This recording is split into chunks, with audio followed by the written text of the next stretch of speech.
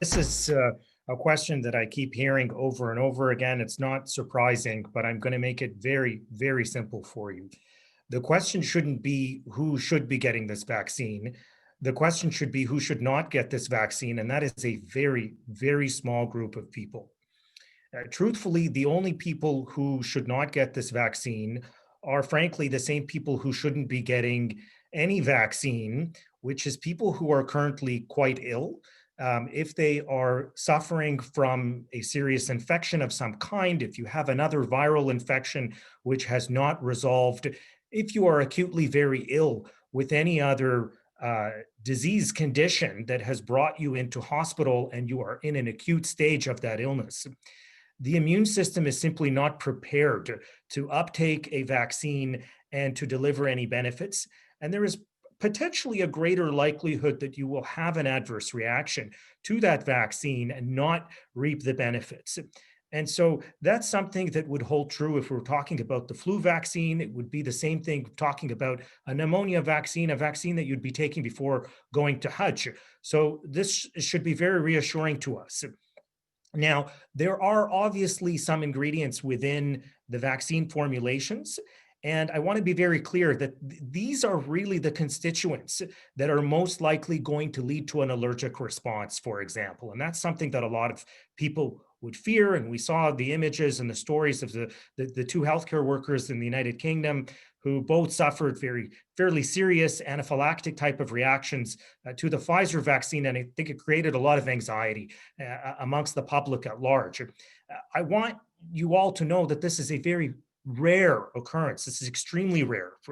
What the constituents of these vaccines are that are stabilizers, for example, and help maintain the vaccine formulation without causing it to degrade are salts and sugars and fats. And probably the most important is something called PEG, polyethylene glycol. And that's like a sheath of fat that covers, for example, the mRNA vaccine, allows it to enter into our cells without being broken down, and then the layers become shed. And as those layers are becoming shed, there is the possibility that some people will react to that. And PEG is believed to be the most likely reason to have an allergic response to this.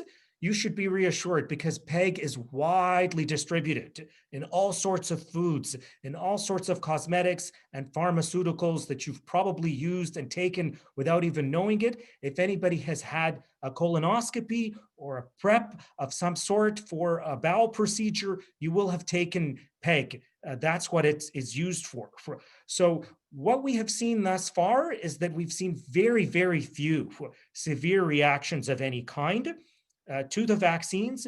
We believe that in large part, people, even who have the risk of anaphylaxis to things like penicillin, to other environmental allergens, to foods, whether that is shellfish, because we hear that a lot, the likelihood that that will correlate with a severe reaction to the vaccine is extremely low because you're comparing apples and oranges. We're talking about those constituents and ingredients that help stabilize the vaccine. So there will likely be a very, very small number of people who will react adversely to this.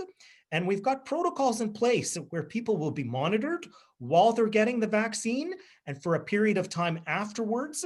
And so we are hopeful that by doing this, we will not have any serious situations where people will have very severe adverse reactions to the vaccine. And we're talking about 50,000 people that are tested at a time here without showing severe life-threatening reactions compared to the benefit of 90 and 95% in terms of antibodies. So when you Thank you, rate Dr. the Sharkawy.